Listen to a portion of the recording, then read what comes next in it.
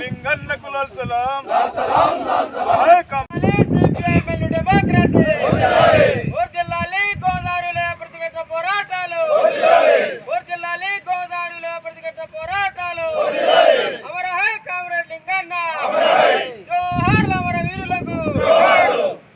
అని చెప్పి పాలక ప్రభుత్వాలు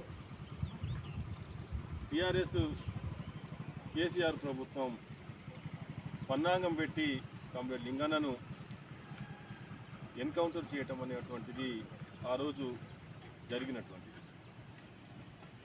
కామ్రేడ్ లింగన్నను ఎన్కౌంటర్ చేసి చంపినంత మాత్రాన ఆయన ఆశయం భౌతికంగా మన దగ్గర లేనప్పటికీ ఆయన ఆశయం ఏమిటి? ఈ దేశంలో వర్గాలు రహిత పోరాటానికి ముందుండాలని చెప్పి ఆయన ఆశయం. అది పేద వర్గానికి సపోర్ట్ చేయాలని చెప్పి పేద వర్గాని సిద్ధాంతాన్ని జెండా పట్టుకొని ఆయన మోచినటువంటిది. అందుకోసమే ఈ భూస్వామ్య వర్గాలు ఎవరైతే పేదోళ్ళ కోసం పనిచేస్తారో, ఎవరైతే పీడిత తాడిత ప్రజల కోసం పనిచేస్తారో వాళ్ళని అణచివేత కోసం ఎప్పటికీ వాళ్ళు చూస్తూనే ఉంటారు. అందుకోసమే కామ్రేడ్స్ అందరూ కూడా ఏదైతే లింగన్న ఎంచుకున్నటువంటి ఆశయం ఉన్నదో ఆ ఆశయానికి మనమంతా కూడా ఈ దేశంలో దున్నేవాడికే భూమి కావాలి అనేటువంటి నినాదం ఏదైతే ఉన్నదో దానిని ముందుకు తీసుకుపోవాల్సినటువంటి అవసరం ఎంతైనా ఉన్నది అనేటువంటిది మనం ఈరోజు తెలుసుకోవాల్సినటువంటిది. ఇంకొకటి ఏంటంటే తిరుగుబాటే శరణ్యం.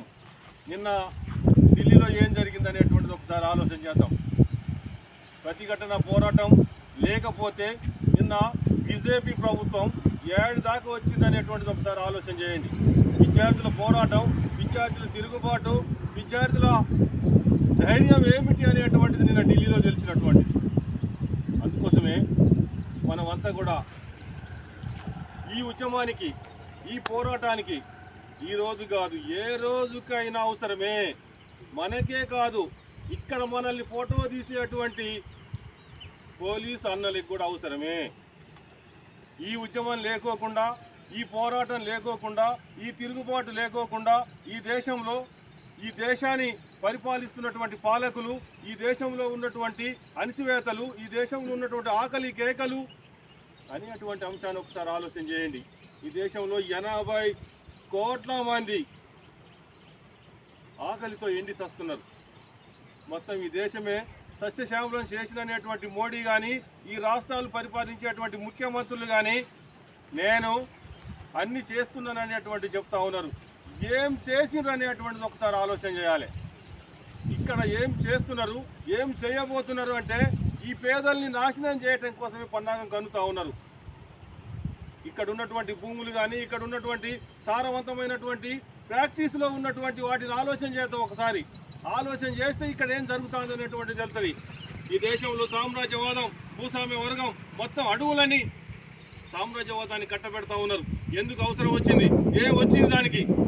ఆదివాసీడు ఒక గుంట పోడు నరుక్కొని సాగు చేసుకుంటే మాత్రం వారిని జైళ్ళలో పెట్టి నిర్బంధించేటువంటి పరిస్థితి ఉన్నది. కానీ వందల ఎకరాలు, వేల ఎకరాలు సామ్రాజ్యవాదులకి అమ్ముడుపోతా ఉన్నాయి, సామ్రాజ్యవాదులకు ఇచ్చేస్తా ఉన్నారు. మన దేశాన్ని అమ్మేస్తున్నటువంటి పరిస్థితి ఉన్నది.